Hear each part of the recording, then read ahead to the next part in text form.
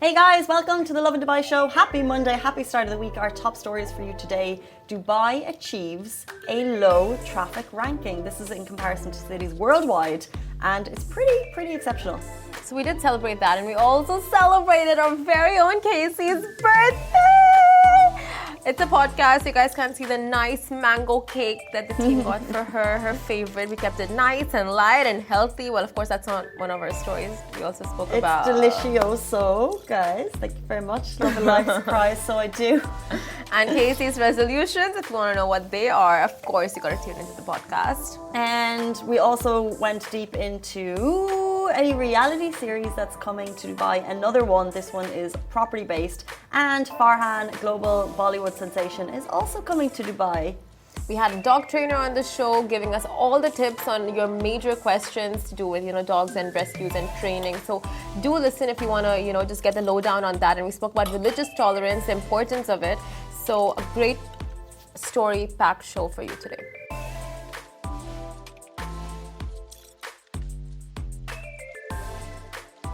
Good morning, Dubai. Welcome back to Lovin Dubai show, where we go through the top trending stories that everyone across the country is talking about. It's 8:30 on a Monday morning. Our top stories for you today.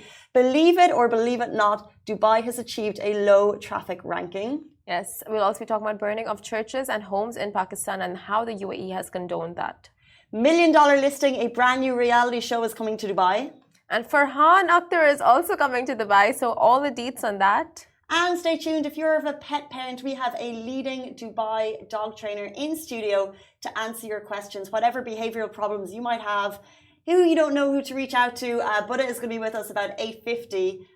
But let's jump into one thing that we know is a topic of conversation for Simran. No shout-outs? Oh, shout-outs! It's 85 people watching, shout-outs! Guys, thank you all for tuning in. I'm just going to read out the names and what they've said, and Casey's going to give them a little cute, beautiful shout-out to pep up your Monday morning. So Jackson27 says, love UAE.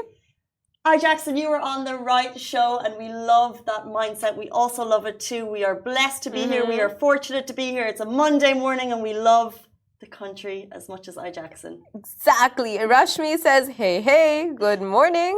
Rashmi, I think you've watched the show before. We appreciate you. Rashmi, thank you so much. She said today Simran is on mobile. Yes, Rashmi. Yeah, today Simran is on mobile. Happy birthday to you. Happy birthday to you. Happy birthday, dear Casey. Happy birthday. Guys, thank you. Guys, please. Guys, thank you. Is the one candle too? Here, this is a nice cake, Artisan Bakery. Do we not have the... Thanks, guys. This is the choir we've hired for the morning. Speech. This is beautiful. It looks like Fendi has designed the cake now. It actually does. Do you like mangoes? I love mangoes. It's a bit healthy, no? Yeah. We got your vibe. Thank you, guys. Are we going to have it on the show? Yeah, you're going to have a nice chunky bite. Would you like to do the honors? Oh, sure. Yeah. Okay, so I've turned 34 Sana today. Hewa Yagami. 25. So young. 25. I thought you were turning 23 today. Ooh. The cake's been inaugurated. Are you having some? Breakfast. You can't have the first slice of my cake. Of course you can. Feed her a bite.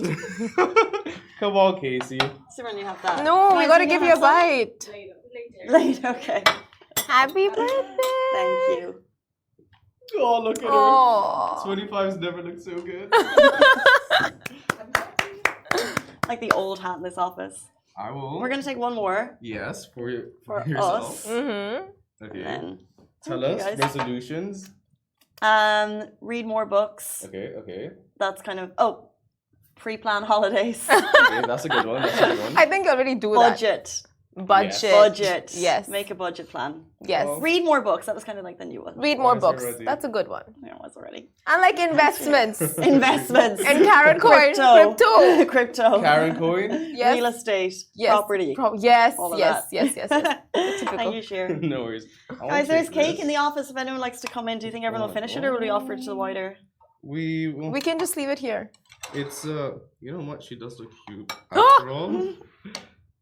Yeah, we can just leave it. We can come back Why for it now? later. This is fun. Thanks, Shahir. Happy birthday, Casey. Thank you, Rash, for saying happy birthday. Appreciate it. Thanks, Guys, thank you all for tuning in. It's Casey's birthday, 25th birthday. So drop in the wishes. Did you say 25th birthday? Yeah. Is that what we're going with? But 25? that's, what do you mean that's what we're going with? Facts. No, because then it means I don't actually... No, Casey, let's jump into the first story. So, good news here, but also good news on the traffic front. That's right. If you are stuck in traffic right now, we ask you to consider yourself lucky because a new report by TomTom, their traffic index for 2022, they looked at 390 cities in 56 countries, 6 continents, over 543 billion kilometers of traffic, and they found Dubai to be one of the least congested cities in the world. So TomTom basically monitors traffic and congestion around the world, and this traffic flow index ranks cities by the average time needed to travel a distance of 10 kilometers in Central Business District, which is a CBD. And the results are in. Yes, they are. So Dubai outperformed major global cities. So if you're living in Los Angeles, Montreal, Sydney, Berlin, Rome, Milan, in terms of the average time needed to travel a distance of 10 kilometers, Dubai, the distance recorded to get to the CBD, 12 minutes per 10K. This is compared to an average of 21 minutes per 10K in the cities we've just mentioned. So in contrast, the best performing city was Almere in the Netherlands with 8 minutes per 10K. Oof. So we're doing pretty well. And the lowest performing city was 36 minutes per 10K, and that's in London. Oh, yeah. We smashed that. My God, love that for us. I mean, they didn't look at Al Kale, but, you know, we smashed it. We smashed it. Because it's the distance into the CBD. They did not look at us. But amazing. And Sheikh Zayed Road during peak hours, they didn't see that either. Well, that would lead into the CBD, which would be downtown DIFC, I guess. Yeah, So okay. look at the traffic in there The main areas. to get into that congested city area. But there is like when you're stuck in traffic in Dubai, it honestly takes a while. But overall, generally, like it's very quick getting from point A to point B. If it's not during peak hours, not when there is an accident and all of that, like the roads are so smooth, like the exits have been just made so much more clearer. So that in that sense, Dubai's road system and road infrastructure is just top notch. Not only is it top notch, but it's continuously improving. So actually, this was a TomTom report international, but it was announced by the RTA. When they announced it, they also did a side note of here are all the mega projects that we're working on. So there has been millions of investment going into not just look at the current road situation, but improving it over time. So if there are obviously those pressure points that many of you might be aware of, they are working on different types of networks. Like we could run through it, but there's about 12 mentioned here. 262 billion, by the way, was added to RTA between 2006 and 2022. So yeah, billions of dirham in less than 2 decades, and that's just the beginning. And we keep seeing, you know, the RTA, the government, like finding these spots that need work, and you guys give your surveys, you guys give your feedback continuously, you know, like whether it's constructive criticism, whether it's just, you know, praising the roads at a certain area so they know exactly what they're doing right. So they take this feedback into consideration almost 100% of the time, and it's like taken, worked upon, and not just with the road systems, but also with like if you have issues with public commute, if you have issues with public buses or taxis, like everything is always just how do we make this better? Yeah. How do we work on this? What are they saying? How do we give them what they want? Massively. So if you are stuck in traffic, like we said, in comparison to other cities on the way to the CBD, we're not doing so badly. Exactly. We'll jump into our next story. The UAE condemns burning of churches and homes in Pakistan. So angry mobs ransacked and burned churches and Christian homes in Jaranwala, Pakistan on the grounds of alleged discretion of the Holy Quran by 2 men in the same town. Following this terrible incident, the UAE Ministry of Foreign Affairs issued a statement condemning and denouncing the violent and extremist activities carried out by the mobs in the region. The ministry highlights the need to respect religious symbols and called for tolerance and peaceful coexistence. It also extended its moral support and condemnation to the Pakistani government for implementing effective measures to counter these criminal acts. As reported by the ministry, it also affirmed the UAE's permanent rejection of all practices aimed at undermining security and stability in contravention of the human and moral values and principles. Finally, it stressed that hate speech, extremism contradict international efforts to spread the values of tolerance, coexistence, and peace among its peoples. Moving on to our next story, we're talking all things reality TV. And if you thought that reality TV shows were done here, we have Dubai Bling, we have The Real Housewives, another internationally famous show is coming. No.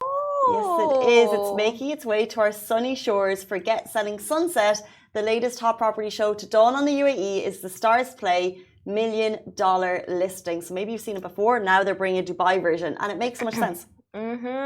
We have millionaires, billionaires in Dubai, so of course we have these listings. The show follows the lives of estate agents as negotiating sales of some of the most luxurious and exclusive residential properties in the region, and with record after sales record being broken here. And it's no surprise the show is shot right here in this region, in this city, and I mean, it's going to be exciting seeing very Selling Sunset-esque vibes.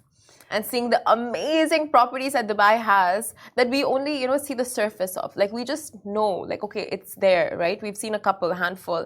But now it's going to go deep into exactly the kind of properties these billionaires own in the city. Cannot wait. Yeah. I don't know why, but like, something about looking at millionaires' properties. So when there's a big sale, for example, record-breaking sales continue in the last couple of years. So we've seen the plot of land that went for hundreds of millions. 240 million might be the most expensive villa. You get photos and, you read that there is there's a nightclub in his home. You read that there's a salon and there's like a massage room, but you're thinking, what's it actually look like? So these shows... A sushi room. A sushi making room, a parlor, whatever you want. But these shows actually go behind and you actually get to see them. So like sometimes they add in this drama and stuff, but I think mainly people watch it to get like a sneak peek at these homes. Yeah, 100%. And it's just incredible, honestly. Like Selling Sunsets itself, like, the allure of all these beautiful homes in California, in Los Angeles. Oh my God, the fashion. Fashion's always amazing. And for a fact, these agents have to keep up with the fashion game to be selling properties to such high net worth individuals. It goes hand in hand, like presentability and all of that. So it's just like, all around her. You can, as much as you don't want to be a part of such reality TV shows, you don't want to give into it, you don't want to, be taken back by the glam, you can't help it. Well, that's interesting they say that because there's always a big division of people's reaction to these shows. Some people have no time for them and other people, lap it up like it's popcorn and minstrels. They just love it, it's love 100%. It. But it's usually the people that love it tend to not, publicly support it. So they're not getting on a public forum having that conversation. Yeah. And then there's people that hate reality shows that are like, why are you bringing this kind of like negative view of the city? But we saw how other reality shows have come to the city and they've done things a little bit differently. Even if you look at Real Housewives, how they describe the city and in terms of rules and laws, and some of the conversations that were had on the show were very kind of pro-city, and also kind of they do it their own way. They steer the show in terms of they're not going to do exactly what's done internationally because it just wouldn't work here. And it's just Dubai getting started with the reality shows, like over the last 2 years, we've never seen this before. And now Dubai is getting into that showbiz, and it's just exciting to see what's there for Dubai, what's there in Dubai's future for reality TV. So we're taking international brands, and that's what we did like 10, 20 years ago on the restaurant scene, and then you found the homegrown shows. So I ask you, what industry are you in that needs a reality show? You know what I mean? Like Genius. Properties, yes, but maybe like a restaurant show, maybe like a homegrown foodie, like side of the street. 100%. And then you get people's stories, maybe a newsroom show. Would you? Oh my God, I would pay good money to see that. Would you? Yeah, 100%. Like even doctors, like those medical schools and stuff in Dubai. It's just, and like all these cosmetic surgeons and what all they have to deal with. Good one. Right? Botched UAE. Botched UAE. We want the good one.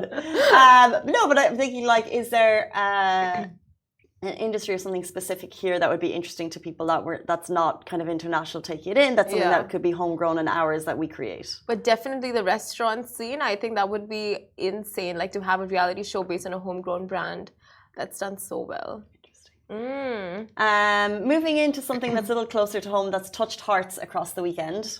And so hundreds of volunteers packed 7,000 school kits for kids in need. So let's hear it for those volunteers.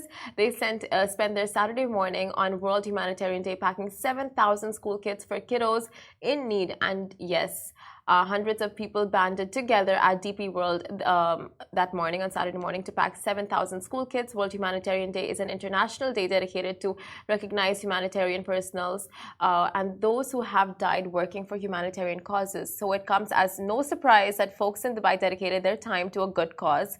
Dubai Cares and DP World partnered up and gathered hundreds of volunteers to pack these 7,000 school kits for little ones. Yes, so shout out to all of you, and we know there are so many of you involved this weekend. In the span of 8 to 9 hours, registered, briefed. The volunteers were then briefed. They were all grouped together and they packed all of these bags and kits, including backpacks, notebooks, pencil cases, stationery, and all school essentials. The cause is, of course, to help support children's education that come from low-income families and for orphans across the UAE.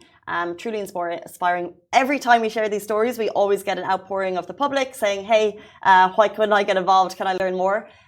So there'll be more information on this and how you can volunteer on Lovin Dubai if you haven't checked that out. Exactly. Moving into our next story, big news on the concert front. Farhan is coming to Dubai, so get your party pants on. This is Bollywood's sensation. The accomplished producer, director, writer, actor, singer is set to bring his famous charisma, charm, and infectious energy to the Coca-Cola Arena, and it's not that long away, September 1st, promising an unforgettable experience for all his fans with some of his top songs, including Señorita and more. Yeah, so Galla Guria, all your favorite ones. And for those who don't know, Farhan Akhtar is a multi-talented artist who has taken the entertainment industry by storm. He's famous for wearing many hats on and off the screen and leaving audiences mesmerized by his incredible shows. So do get those tickets. Farhan Live is proudly brought to you by leaders in entertainment Blue Blood and Lovin Dubai are proud media partners of the events. We hope to see you down there. Like we said, it's just 2 weeks away, less than 2 weeks away. So get it in the calendar. Okay, so let me tell you a little bit about Farhan Akhtar. His stardom is so strong. Like, I think it was announced a couple months ago that he would be coming down to Dubai for his concert. And since then, my friends have been making plans to go and check him out. I hope they bought tickets. I'm sure they bought tickets. They are like the biggest fans. And Farhan Akhtar has a new movie coming out that he'll be directing. It's a franchise called Dawn. And now it's going to be Dawn 3 with another actor. So he's very much in the headlines right now. And it's going to be such an epic show because he's a performer. That's what I was going to say. Like, what type of show can people expect? So he's an actor and he's a singer and he's a producer director. So you can see when he's on stage, all those hats being put in use because he'll know exactly, you know, like, what works, how to get the crowd worked up, pumped up, emotional. Like, he'll know how to, like, you know, tug all the right heartstrings. He's a performer, so he will just ace the concert. And his concerts are notorious for, like, having you on your feet and just, like, vibing to all of his very much, like, you know, amped up tunes. Amazing. And Coca-Cola Arena is the arena for that type of night. So it's 8:47 on this Monday morning. Thank you to everyone who's watching. We love to read your comments before, during, and after the show. Our next segment is mainly for pet parents. If you are thinking about rescuing or adopting an animal in the UAE, or if you have an animal, we're going to have a leading dog trainer expert on the show. So stay tuned. He's going to be with us right after this very short break.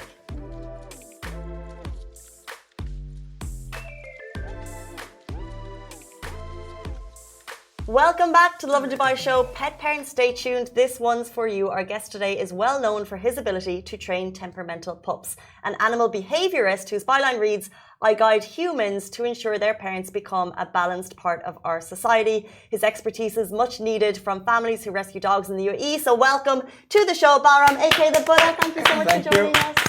Thank you for having me here. We need your help. Sure. The city needs your help. So how did you get into this profession? Did you always have like a fondness for animals and just, you know, how did you get into training basically? See, I grew up near a dog pound, which is a place where I used to spend most of my time. Okay. So, and I had a small inclination of going to the animals which everybody runs away from. Yeah. So they found out I had talent to work with these guys. So the formal training started at that shelter or a kennel, which you can say that. But normal middle class Indian family, did my MBA, 18 years of corporate life, struggled through that. I realized I'm not good with humans, I'm better off with animals.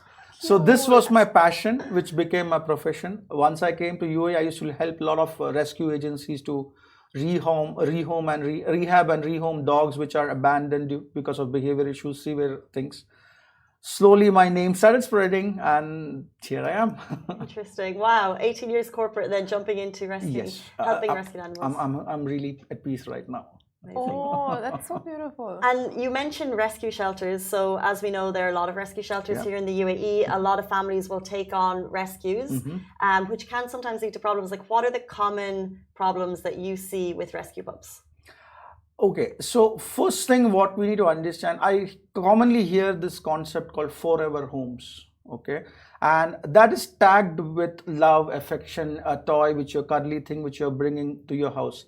That is the major reason that relationship breaks, because what you are bringing to your house is an animal. That's the animal's identity. It's not an insult calling a dog, an animal an animal. So they don't need any training, they don't need any taming, they are happy by themselves. But unfortunately, you're bringing them to a human world, you're bringing them to our life. Okay, civilization started when humans tamed themselves into a society. We live by rules.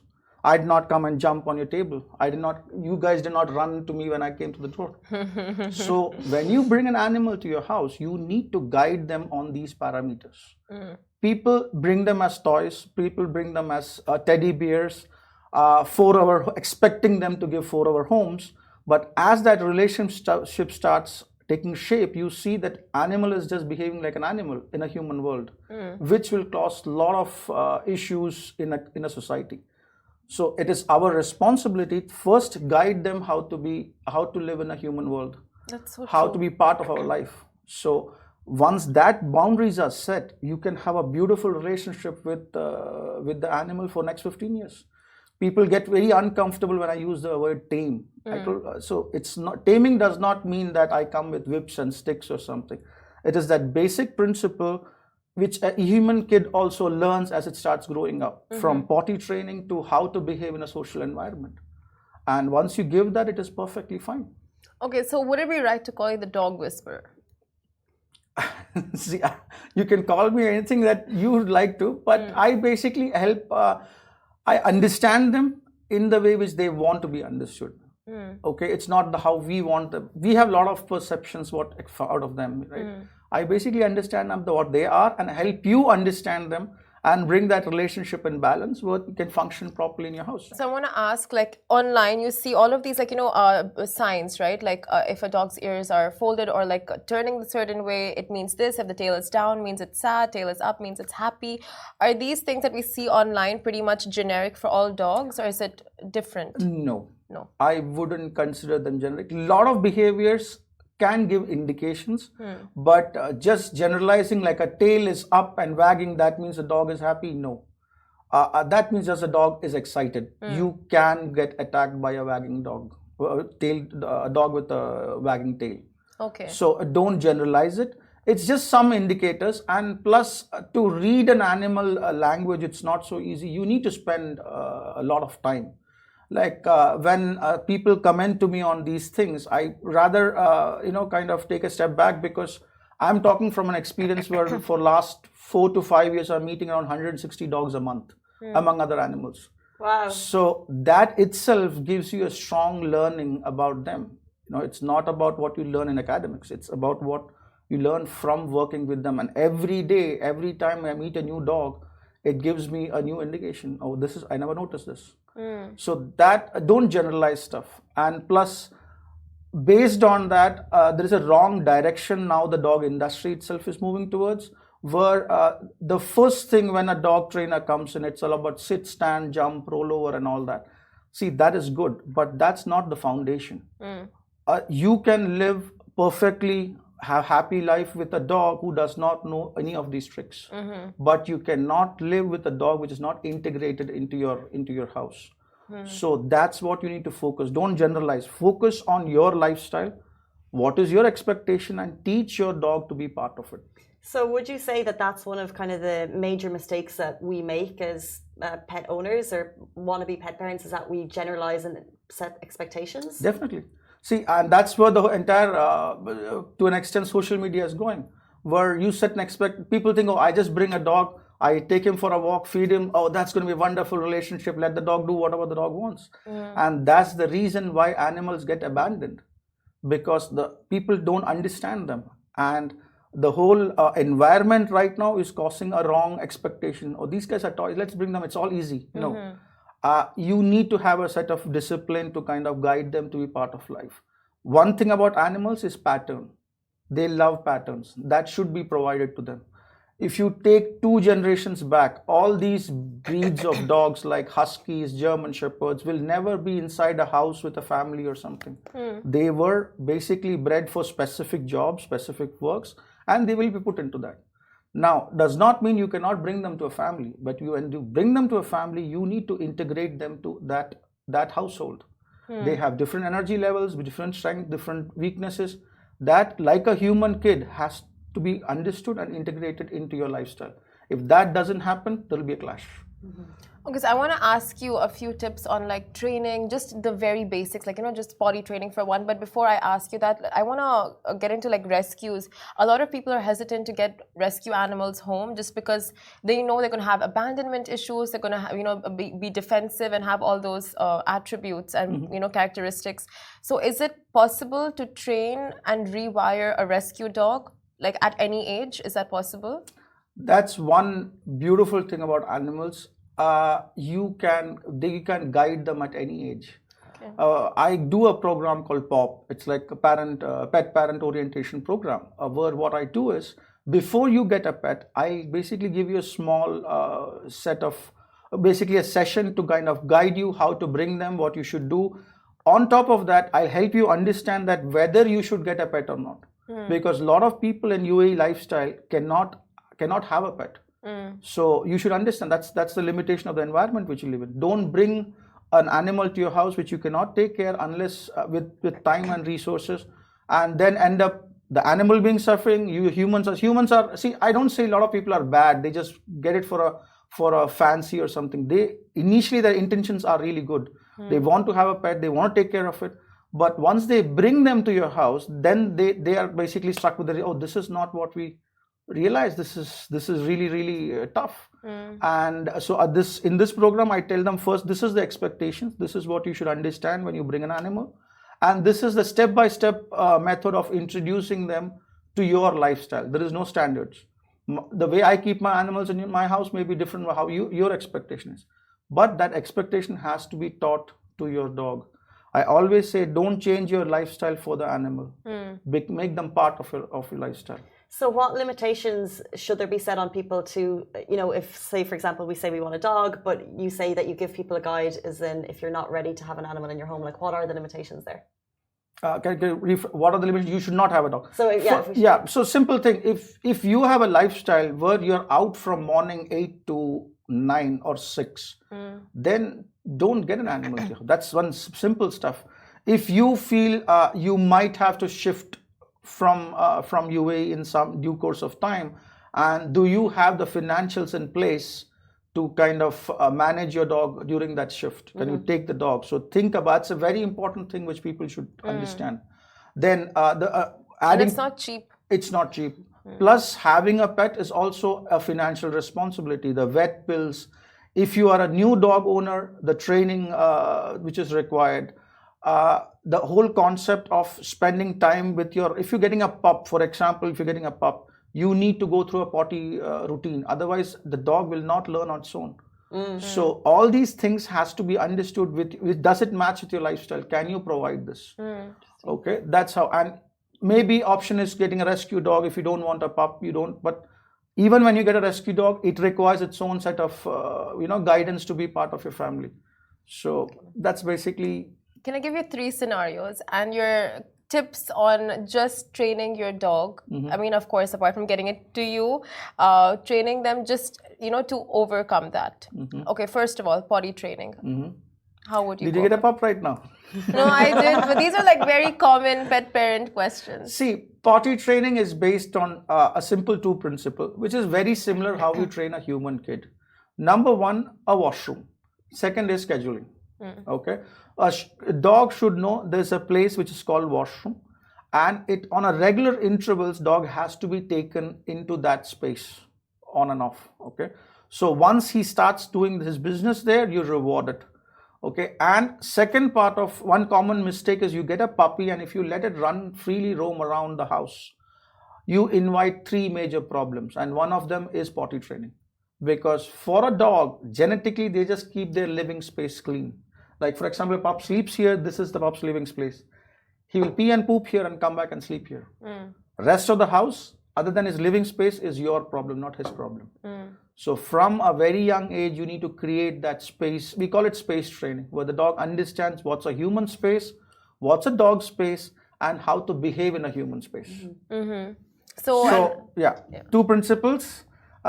Set up a place where you can call a washroom. That can be anywhere, inside, outside, depending upon your lifestyle, depending upon the size of your dog. Then you have to create a regular interval to take the dog to that particular spot, bring him back. Apart from that, he should be supervised. He should not be just left to run loose. And in case he has an accident, there is no corrections initially, because dog does not know where he's supposed to pee. So just the common practice which I tell people on a general notice, take a tissue or a pee pad, clean up that, and bring that tissue and pee pad to the spot where you want him to pee, and leave it there. So next time when you bring in the next interval, when you have that scent, he starts doing the business over here. When we were growing up, I think people were putting their dogs' noses in the pee. See, there is a lot of different methods to train, but I would just say that method, for example, you do that, dog pees over here and use that technique. Dog just knows he's supposed to pee here, but he does not know where he's supposed to pee. First, teach the dog what they're supposed to do. okay. So on that, they will start falling into that pattern, and it'll be really good. Okay, so second scenario, the dog is a biter. Like anytime someone comes home, anytime there is a delivery person or anyone it sees outside and goes for a walk, it starts like snapping. Okay. How would you deal with that? That's a very broad topic. First of all, we should understand why is the dog biting. But now, even aggressive biting and snapping is not a bad behavior from a dog. I constantly come across this concept, oh, that comes from a trauma or bad past or something. Absolutely not. That's the normal way of how dogs communicate. If you did not guide them in a very young age that this is not how humans interact, a dog can can bite. That's very natural of them. Even now another kind of biting is playful biting. Again, it's way of communication. Now you have to mention two aspects. One is inside the house and one is outside the house. Now, inside the house, for example, guest comes into your house.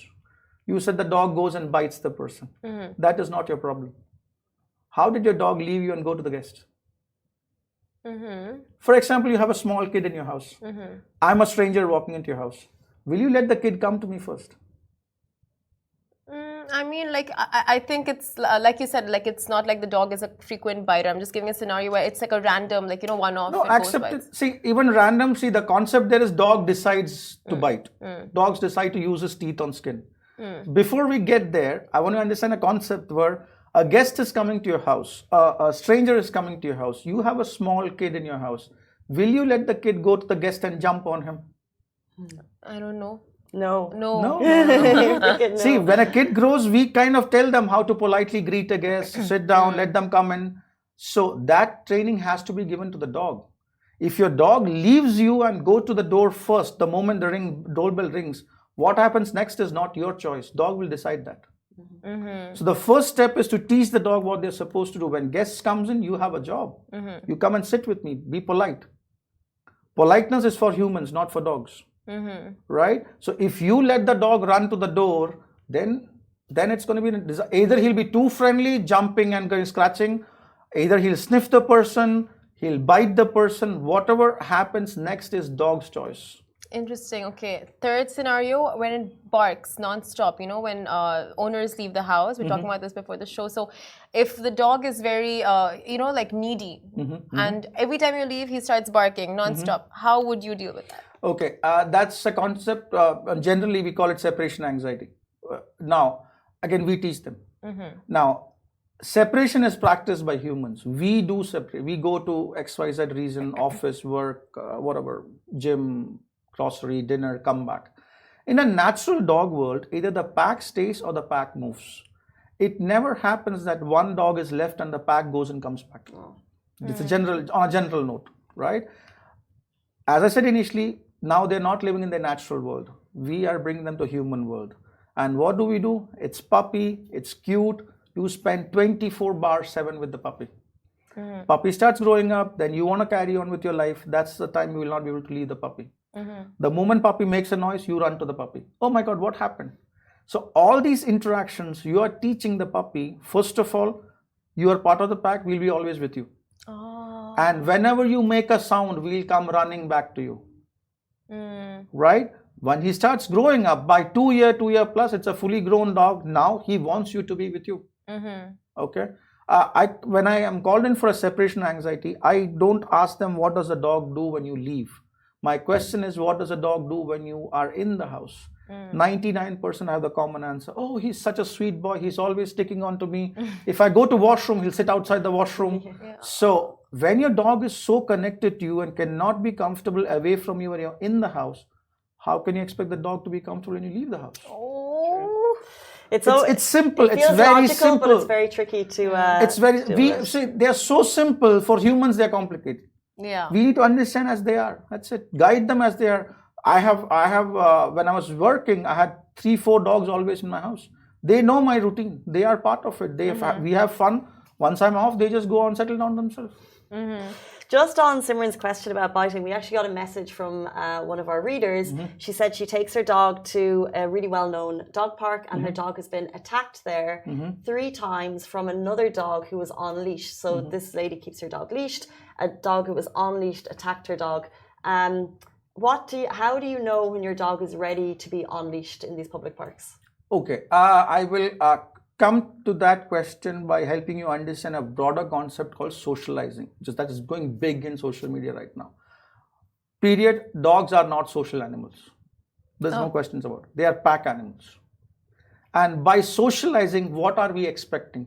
Taking the dogs to an environment with other dogs and humans and not expecting them to behave like dogs. You expect them to behave how you want them to behave, right? Again, it comes back to obedience. So first, your dog should be obedient with you. Okay. If a dog which is pulling you and walking you, that dog will do what dog wants to do when he meets another dog. Your problem is first, your dog is not with you. Right? So now dog parks, in terms of the question of when you should off leash your dog. In public places, I see a lot of, I don't want to kind of get into that. I've seen a lot of training where public dogs are left off leash. People are walking the dog off leash. Trainers are walking them off leash. It is illegal to walk your dog off leash in public. That's the UAE law. Okay, you can be fined. It is not allowed. So now I can a lot of trainers which are very talented can train their dog to walk off leash with them.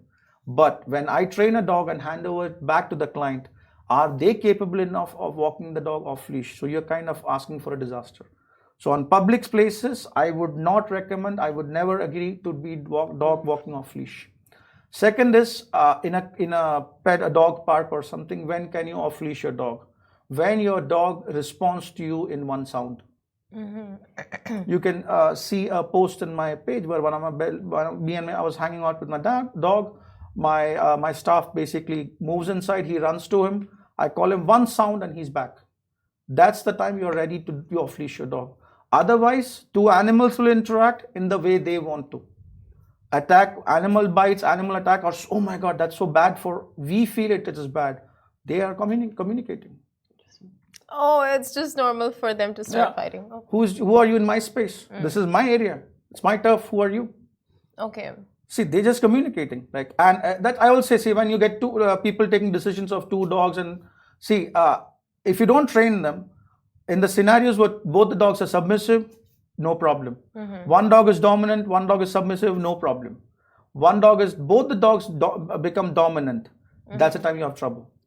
You know, it's so interesting, like everything you're saying. Before the show, before you joined us, we were talking about $1 Million Listing, which is a reality show that's coming. We were talking what industries would it be really interesting to have a reality show on, and I know I would watch what you do every day. It's so interesting, and I know so many people have so many questions. If people want to reach out to you specifically and get in touch, how can they do that? I'm actually most active on Instagram, but I have all these social media platforms with my Facebook and TikTok. I have my number on the Instagram page. More than happy to help. That's amazing. Working with 160 dogs every month. Wow, blown away. Thank you so much for your time today. Pleasure. And thank you for helping the Dubai community manage their pups. Thank So needed. Always here. Guys, that is all we have time for this Monday morning. We're back with you tomorrow morning, same time, same place. A massive thank you to Buddha for joining us. Goodbye from me. Goodbye from me.